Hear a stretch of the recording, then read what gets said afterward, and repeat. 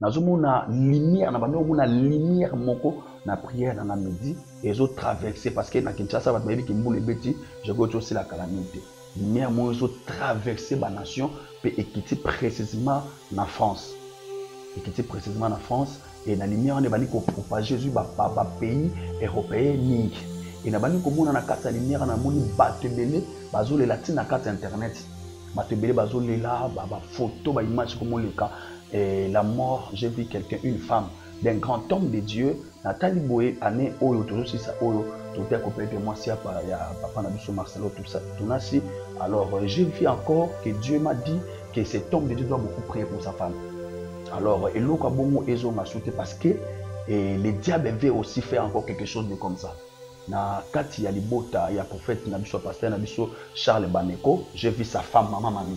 Na moni moi c'est maman mami. En tout cas, zaki na moni makata ndako c'est comme si ba yé kozwa na ambulance. Nzamba yebisima.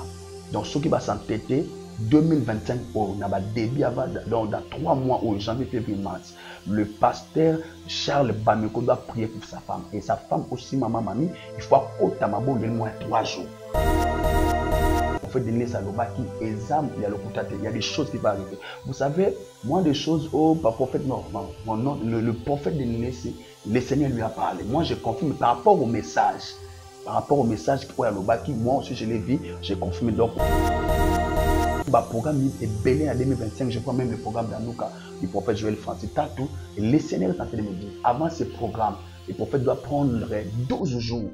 Il y a prière, il y a purification, il y a temps plein. Purification, il y a temps plein à chair. Parce que le Seigneur veut lui donner encore la deuxième gloire. Il y a un programme d'Anouka, ça serait parmi les grands programmes. Parce que dans la minute où il y a parmi les programmes phares, mais bon, ça gloire non. Il doit chercher le Père. Il y a vie la Kinshasa. Comment tu as la chance, toi en Nzam, tu yamba, tu zala na batu na mboko le quoi papa Moudimban, na papa Mouzi Adi Nabala. Donc faut tous à la belle. Alors je ne suis pas de l'église kimbaniste, donc je ne suis pas d'ailleurs de la foi kimbaniste, mais je crois au prophète Simon Kimbang. C'est en 2000, depuis 2008, Abima Nazana tenu na service. Parce que j'ai toujours l'habitude de ça, prier na balabala, bon ça la une autre séquence, la vidéo bon on va prier na balabala na bafini et tout ça là na bima bonaton na 12 heures. Donc il dépend de ça mais la maman moi ganga zu molimo.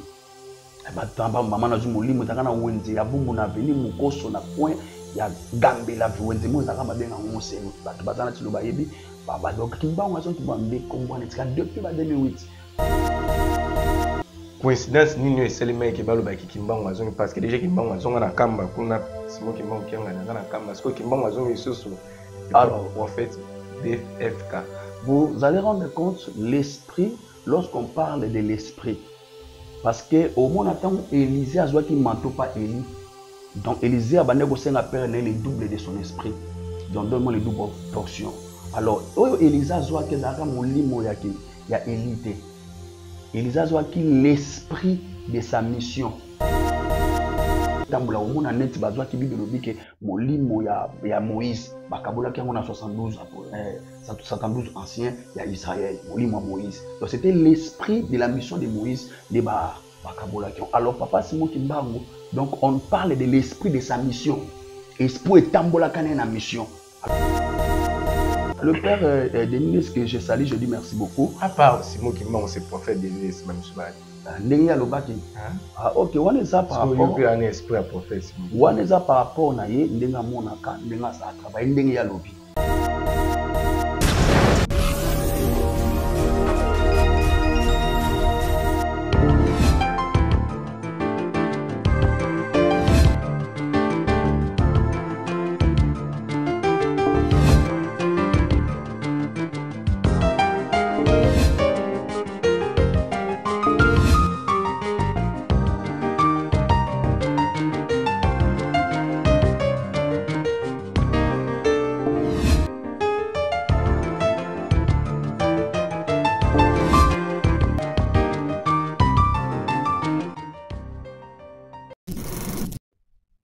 Shalom peuple de Dieu, shalom banana nzambe nyonso vous na 4 coins du monde bozolanda biso na chaîne bino bolinga kamingi faisons du bien TV na lobaka to ba kosala bolamu na babola na baofele na baveve na bato nyonso bazangi ntango ozosunga bango eza bolamu osala likolo nzambe kasi ndenge ondimi kotala biso eza bolamu osala biso à travers notre chaîne Faisons du Bien TV. Restez branchés, restez scotchés. Mbalano liboso kende juste place bakomi s'abonner au fini cloche à notification ba émission je m'excuse ba émission to wana kozwa kosala ozwa kango 24 heures sur 24 heures.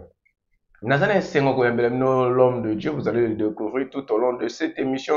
C'est la toute première fois à l'écart na chaîne Nabiso, vous allez béni par rapport à l'enseignement or banogolekisa ba émission on sala azamuto na découvrir biso peñoso toko découvrir yé le nom c'est le bâton de Kimbangu. Pourquoi bâton de Kimbangu? Ako décortiquer biso tout au long de cette émission. Un grand merci na maman Yuna vie la personne depuis France. Pourquoi pas pasteur Rodrigue na France? Ma meilleure vie na bino nyonso bolanda biso. Toute la famille ko na pesi bino bambo te ba bonne nyonso Faisons du Bien ma meilleure vie na bino bisika bozali. Siko so na zame parole avec mon réalisateur va fonder la caméra na présenter bino mon invité d'aujourd'hui. On a que ça. Bonjour prophète Bâton de Kimbangu. Bonjour mon frère, je suis BFK, prophète Bâton de Fée Kimbangu. Et non bâton de Kimbangu. Prophète, bâton de fée Kimbangu. Veuillez me comprendre, c'est la toute première fois que Yambaye, Toromesana, Boromesana, na chaîne Abisso, Faisons du Bien, TV l'homme de Dieu, c'est la toute première fois que nous sommes Abisso, na chaîne Abisso, Faisons du Bien. Oui, Kolo Apambola Bande Konyos, Faisons du Bien TV, au Bazol d'Abisso, partout dans le monde, Kolo Apambola Bino. Alors, c'est ma toute première fois qu'on est dans l'émission Oyo. Et tout parce que les Kambakoloba, il y a importance et amis. Moni tozana sou Kambula, et que quelques jours pour l'année 2024 et si là. Tozana le mois de décembre, dernier mois il y a année. Alors, il y a un moment très capital. Parce que décembre, ça rapporte des sorties. Janvier, ça rapporte d'entrée. 31 décembre, ça rapporte de sortie. 1er janvier, ça rapporte d'entrée. Alors, toujours bima, poto kendo kota. Alors, to bima na nini, poto kokota wapi. Yango wana mutu nyonso ayebake, ezaka ba moment très capital o mutu akoza na distraité na vie. Bato belé, balikisa ba combat, bani très compliqué, parce que bayeba ko silisa anu, ba utite pe ko bayeba te ko banda anu bazo kendo kota. Yango moni toye, to éclairci ba na nzambe loko mo très important, et na message mo très capital, pour na libota na nzambe, pe pour na basali na nzambe. Merci l'homme de Dieu. Est-ce que c'est important bana nzambe chaque année bakota kaka to pezan ba payendi ba otika mokili pona baya pa na biso bana nzambe to pe bana nzambe biso nsinge to prépare ka pona kota anesi. Omoni mutu na mokili elo nyonso bana na porte. Parce que ndenge to fay na yo WhatsApp to buta quelque part to kota na porte moko pe to na porte moko. Eloko moko salama te na mokili sans porte. Parce que porte est très très mystérieuse. Na porte tout ça na deux mouvements ou le kaka. Ba oyezo bimana oyezo kota. Alors dans tous les domaines de la vie, même na mokili poto ya na mokili za na porte bimisa kibiso. Poto ya na mokili. Et puis poto zonga. Place to zonga na mokili poto longwa na mokili za na porte bimisa biso. Na nzela d'abord ya liwa. So mutakufi ablongé na terre des humains. Je précise mais alongo so mutakufi alongé na terre des humains akena monde mususu monde spirituel wazo kepe mana amna. Alors pour mon kota na bénédiction ça peut apporter kota na pamboli. Alors par rapport à la vie chaque année parce que toi qui nous kota mbula sika il en apporte kota année. Même la Bible a commencé par la présentation du divin. Au commencement il y a le commencement et il y a aussi la fin. Donc c'est pour cela même la Bible dit que la fin est plus mieux que le commencement, mais la Bible n'a pas dit que le commencement faut nier le commencement. Donc pour nier le commencement il faut mieux la fin des choses. Donc c'est-à-dire la fin des choses que son commencement. Donc cela ne veut pas dire que le commencement existera, que le commencement existera. Dans le commencement existe et la fin aussi existe. Il y a un faut dans l'esprit à commencement et achèvement. Il y a même Bible dans la présentation divine au commencement Dieu. Donc il y a un moni tout commence, tout finit bien quand ça commence bien. Des ba penser ba ba. Nyon so si la malamu, so bandi malamu. Parce que ba te belé ba banda ba ane mabe. Yango ba mona oba mona. Et puis ba te belé ba sili sa ba ane na bango malamu te. Parce que les débuts déjà étaient compliqués. Yango moni ba préparaka kokota déjà na kobima. On a fin boy. Le roi on a fin de l'année. C'est très important. Vous mettez la fin d'une chose que son commencement. Donc, dès que aussi ça, aussi pour préparer le commencement dans l'année prochaine, et ça compliqué. Loi ya premier jour existe. Loi ya première année existe. Là, ils avaient une émission prochainement, mais si vous abonné sur la faisant bien, bah pas bon maintenant le sambo ya prophète bongo toko tanakata vive émission na biso. Nzambe tata oza nzambo ki ali kona se yondo yebi nyos otozalelo to pe so merci parce que ce n'était pas facile du 1er janvier kino moya lelo nzambe to tondi na osali lelo le 24 décembre zwa lo kumu poza nzambe na biso to lo banini soki merci te natiki mboka Kongo na maboko na yo bakonzi na mboka batu nyonso présidence opposition basali na nzambe ba pasteur nyonso ba comédien na sambili ba étudiant mutu nyonso za la beni pe natiki programme na biso na maboko na o nyonso kolanda biso tina suka apambuma pe na pamboli ndeko na journaliste na ba ndeko nyonso ya chaîne bazo landa biso kola pambola na ba propriétaire ya chaîne kola pambola biso nzamba za na moko na kombo na Yesu amen amen prophète bâton de fée Kimbangu oui parce qu'il a déjà donné sabi après Simon Kimbangu et donc ba prophète il y a ba prophète après Simon Kimbangu c'est prophète Denilès awa pe bâton de fée Kimbangu est-ce que ça compte c'est Kimbangiste était opposant dans la église de réveil. Donc d'abord je me présente, Jean-Tiko s'est présenté, je suis pasteur un grand ministère qui s'appelle BFK Ministries. Je suis pasteur tutélaire et dans le ministère prophétique. Nazali na 4 églises et réveil, mais je suis fils du prophète Emmanuel Lumbuleka, qui est mon Saint-Père, c'est lui mon père spirituel. On a 4 communauté fait de l'éternel. Le siège dans la Bandali, na commune à Bandalungwa, avenue Kimbanza numéro 49. Moi, les père spirituel je le salue encore. Mon père spirituel, le prophète Emmanuel Lumbuleka, le patriarche de sacerdoce et ma maman, Patience Lumbu. Alors, je suis vraiment dans l'église des réveils. Et pourquoi Kimbangu? Alors, il y a beaucoup de choses que le Seigneur m'a parlé au travers, parce que vous savez, dans notre pays et en Afrique, on a connu les prophétiques et on a connu les gens qui ont commencé, on a ouvert ma porte. Et ça, on a fait la porte, banda. Alors, avant papa Simon Kimbangu bazala, papa Mosé Aydin Abal, ils ont basela nzambe on a biso za kinote, c'est ba koko batoka ba histoire, batamule parmi ba histoire toyoka ba bete ya biso solo ya papa Simon Kimbangu on a papa na biso Mosé Aydin Abal. Alors, je crois au prophète Simon Kimbangu comme un grand prophète en Afrique et en République démocratique du Congo. Congo toi na chance, peut toi na nzambe. To yamba to zala na batu na mboko lokwa papa Mugimbangu na papa Mosé Aydin Abal. Donc faut zala béni.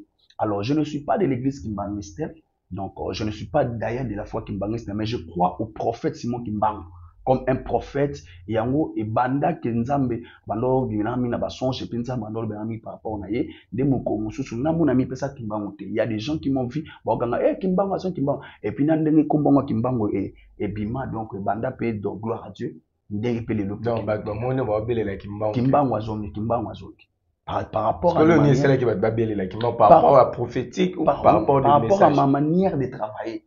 Lolenge nanga rosalela batu moni ba mama ko bazwa molimo batu ba ndimate c'était en 2000 depuis 2008 abima na zana teni nanga ya service abina ko na ça parce que j'ai touché l'habitude de ça ba prier na ba balabala ba ça la bino séquence ba vidéo bo mona ba prier na ba balabala na ba avenue de to sala ka na bima bona ton na 12 heures na okinde pona de sambela mama mo aganga zu molimo batamba mama na zu molimo zaka na wenze ya bumbu na avenue mukoso na coin ya gambela wenze mo zaka ba benga ngose batu bazana tilo bayebi ba donc Kimbangu azo kibande kombo na tika depuis ba 2008 douana kutu ministère na biso au BFK ministère on a commune makala parce que awa toye na Kimbangu tout ça déjà 4 ans bana to ana commune ya Kalam na quartier Kimbangu et puis coïncidence na componente quartier bana obenga kombo kala Fokobel na commune na Kalam zaka Fokobel mais abani mo ko changer ba biso quartier Kimbangu wana kutu connaissance oyeba te ko yo à travers na quartier na ndepeto ya awa. Parlons de prophétique ya maman wana ya molimo ya maman na ninga bi Kimbangu azongi ozongaki en tant que l'esprit où tu travailles avec l'esprit des prophètes Simon Kimbangu ou bien coïncidence nini eselema ke balo baki Kimbangu azongi parce que déjà Kimbangu azonga na kamba kuna Simon Kimbangu kianga na kamba parce que Kimbangu azongi soso alors prophète BFK. Vous allez rendre compte l'esprit lorsqu'on parle de l'esprit parce que au monde attend Élisée a qui manteau pas Élie Donc, Élisée a père le double de son esprit.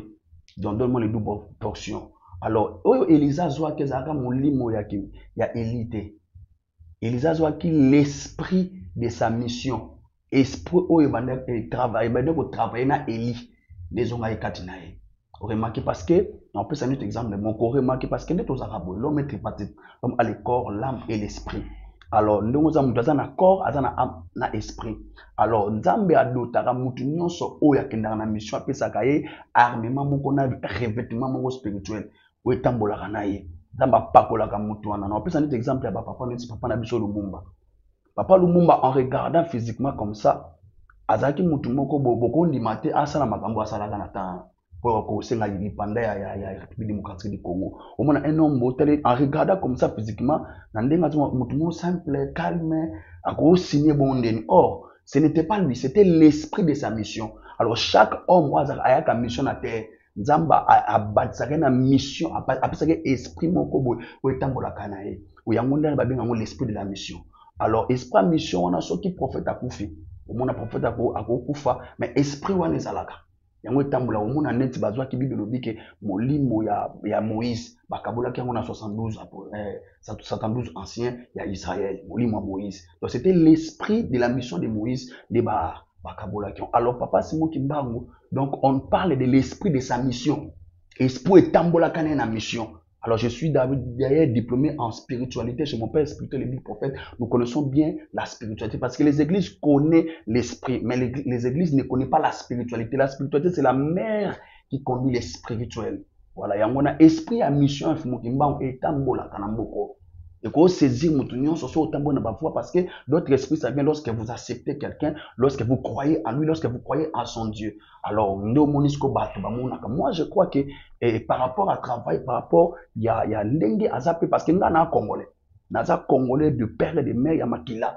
Donc, et puis, dans le prophétisme, ils sont des pères, bah, branches, bah, ça, dans le prophétique. Le prophète Denis, c'est après Simon Kimbango, et ça, ce que aille pour travailler dans l'espace Simon Kimbango, bah, puis va confirmer, va dire Kimbango.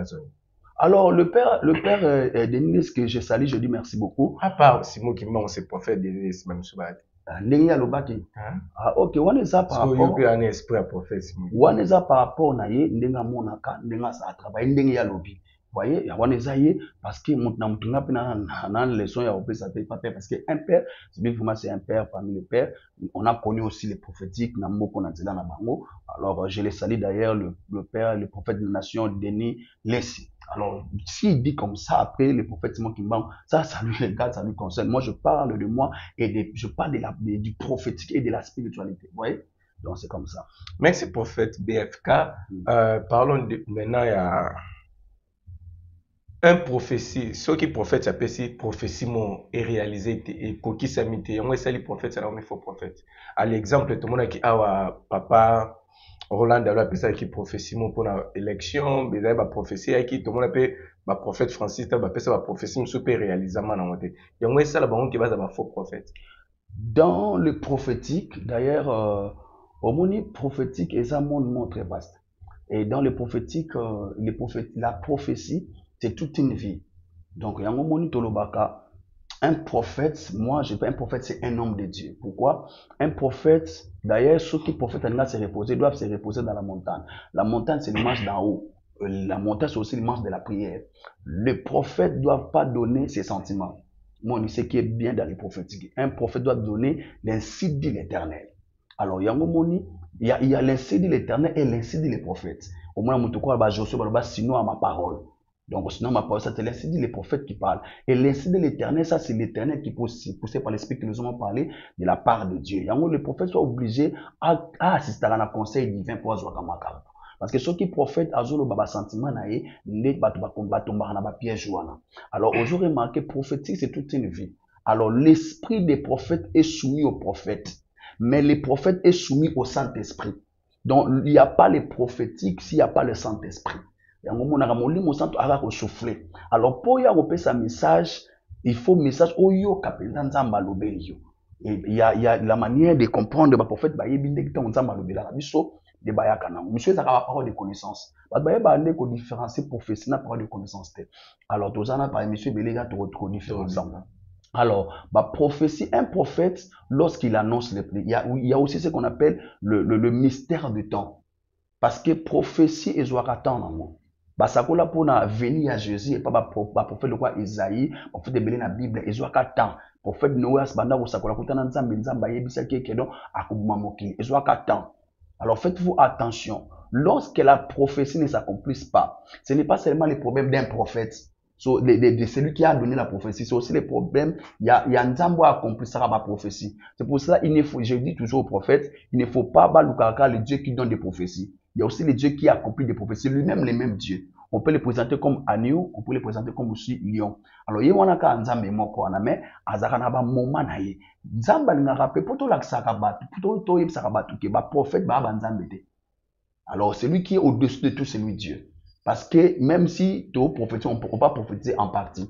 Dieu est le maître de tout. Nous nous donnons les choses par rapport à Nzambe. Alors, c'est aussi important qu'un prophète donne les messages pour message de Koksama. So ba bisa kono Koksama t'importe zani. Yango moni ba prophète, ba luka kaka Nzambe alobela bango te mais ba prophétie na bango pozwa valeur, zwa poids, il faut ba prophétie na ekokisama. Yango faut ba pesa ba prophétie utaka Nzambe. Il ne faut pas venir parler des choses pour des sentiments, ce que Nzambe to maîtriser ou bien au confirmer monter au yemba mon à toi ou ya koloba. Il y a des problèmes. Il y a aussi les gens qui écoutent la prophétie. Dans les prophéties ou bien dans les prophétismes, aujourd'hui en RDC ou bien à Katsab milieu francophone ou bien anglophone, il y a quelque chose qui nous manque. Les gens aiment écouter la prophétie et aiment aussi des prophéties. Mais les gens n'observent pas les orientations dans les prophétiques. Les akanaba orientation mon akata prophétie wana. Soki sko batu wana, ton basakoli ba c'est bon ki ba okufa. Batu wana ba kufite.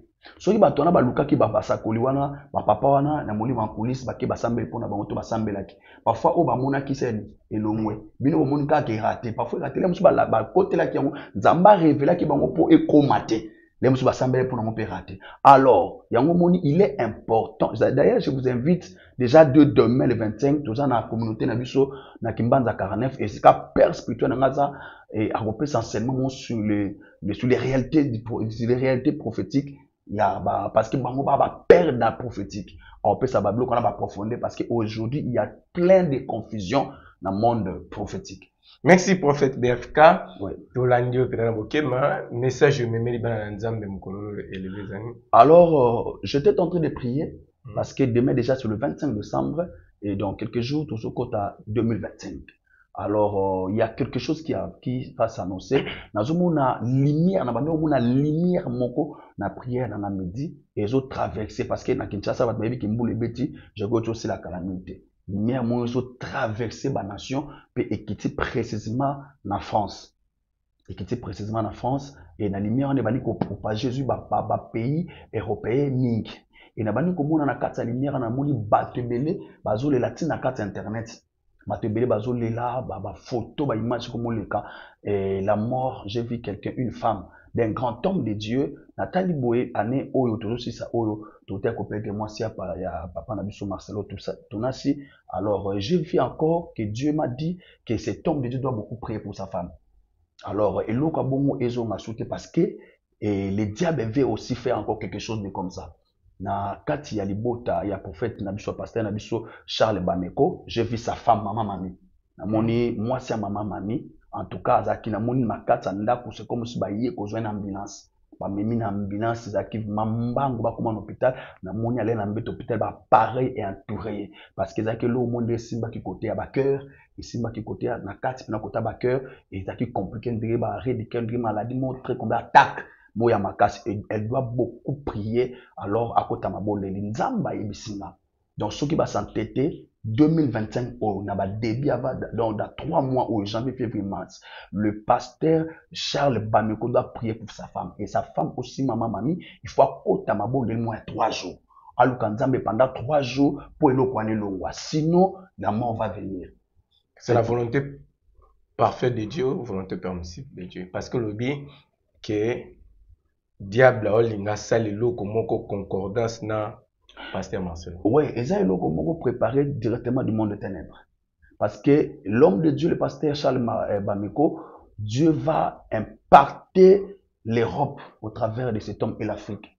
Dans l'année 2025, il y aura des grands programmes où il y aura l'impact makas nzamba nga sauver et roba pays belé même na ba kota betas ni ba ziwana o komate nzamba même na ba Afrique mamona ba Côte d'Ivoire ba Cameroun mamona ba Congo Brazzaville ba Gabon ba pays africains belé ba yambaye et puis impact ça mamaka Dieu va lui amener quelque part nzamba nga na ba terrain moko na gloire moko fort.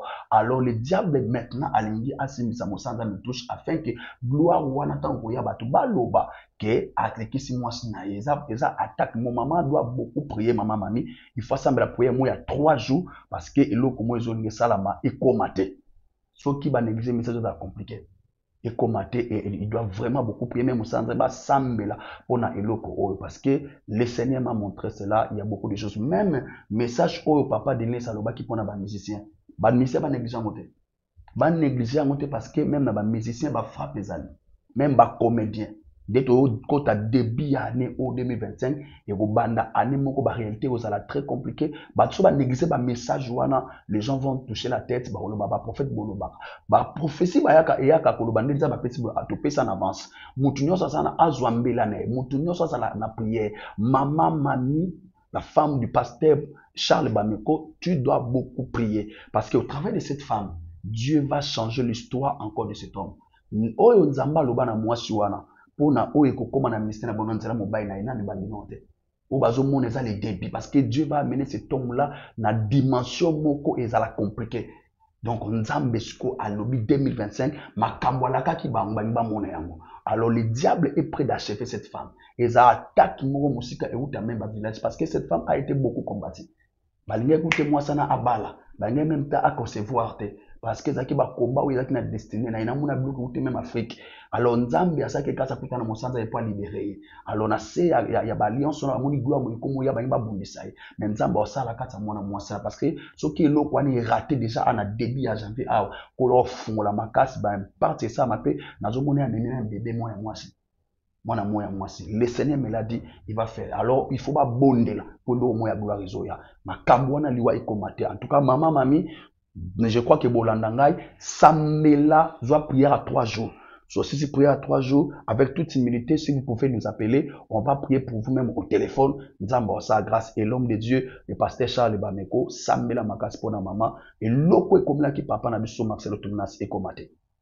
Merci l'homme de Dieu. Message on peut ça confirmer les choses il y a ba musicien, ba comédien. Oui. Au pasteur Denis, prophète Denis, ça fait ça qui? Oui. Biloko oyo papa Denis Salobaki, il est un prophète de nation, il est parmi nos pères. Alors biloko alobaki na ba musicien, na ba comédien. Moi je le dis, moi je le confirme tant que prophète. Le Seigneur me l'a dit. D'ailleurs na annonce qui ont à l'église. Na c'est pas parce que ba na mususu AP, bazara ba comédien ba na kat église na. Je cite parfois ma fille Eliane Bidwa ya zamo kopé ba artiste et maman La Verdose, ma fille La Verdose en assis La Verdose ba benga ke pe Benzema. Asa bazaba na nga église basambela awa et bazé belé na moko atabe frère Shadrach azaki na watere Nicolas Zosela non nzambe makamususu et na lebisa ki ba en église que il y a des gens oyo na kati ya musique profane na ba comédien ba se préparer ba bonela za ba lukanzambe makam au prophète Denis Salobaki exam ya lokutate il y a des choses qui vont arriver.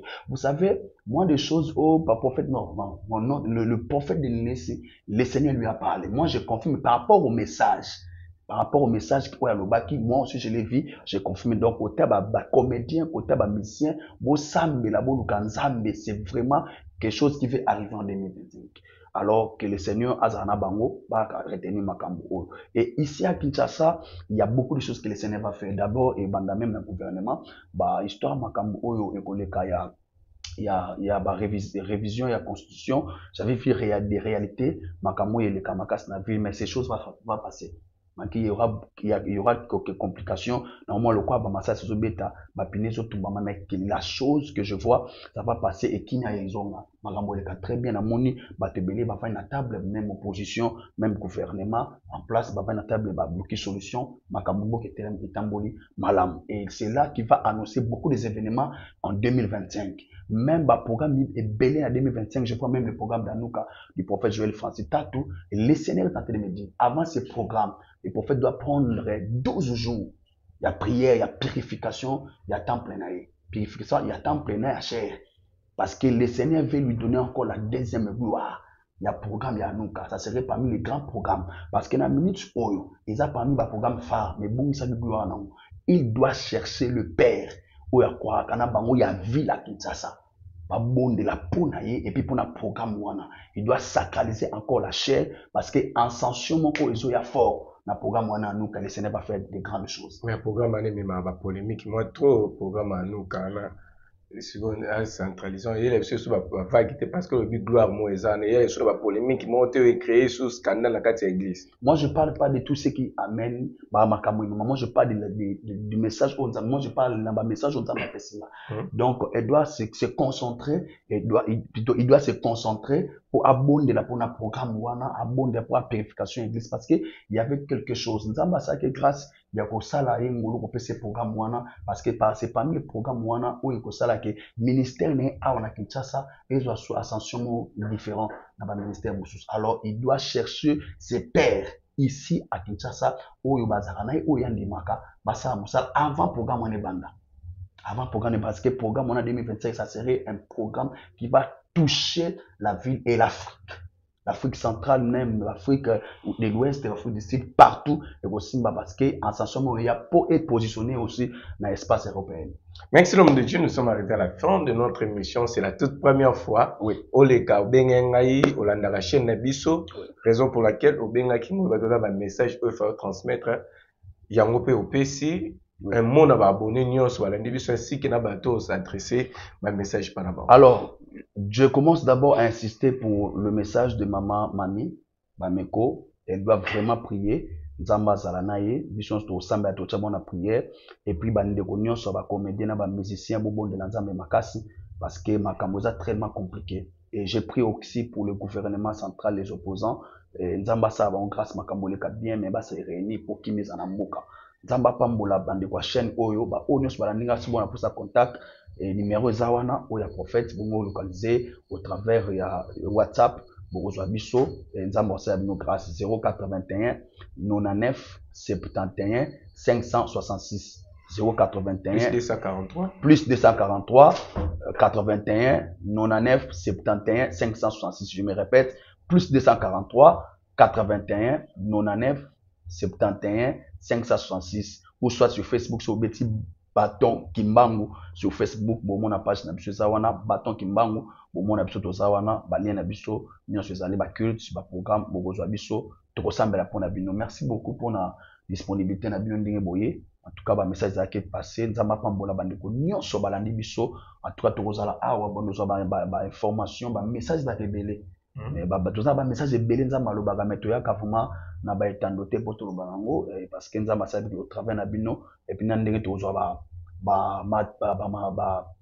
appareil oyo ba instrument ko sala nango ba musala oyo en tout cas bo sunga pe ba chaîne boya parce que ba message elle est transmis à chaque fois parce que lo zanga tsuka ba matériel mais nzamba au travers chaîne onde to monani je crois que bande ko ba compter souvent bo bando mona ba mission na ba message ya prophète BFK bateau de Fekimbank na chaîne oyo tozali wana abonnement beaucoup bo s'abonner bino nyonso massivement bo liker et bo partager vidéo oyo nous sommes là et na ozana posa biso contacter bande kwa chaîne tozali dispo pour na prière ndenge nini okokota année babanda année bo moté basa bon année be bon moté profiter na moment oyo papa soko ni 2025 nous la différent ezana ba prière au basala ka po bandane autant aux autres ngobimane ba journée ça les 31 na les premiers au sala nini au bandara nendeni ngani sa bande na année na banda ngo le 1er janvier na sala Sainte-Seine bilia li bosu na bia kana année eza nzoto yesu na makinane na sali service na Sainte-Seine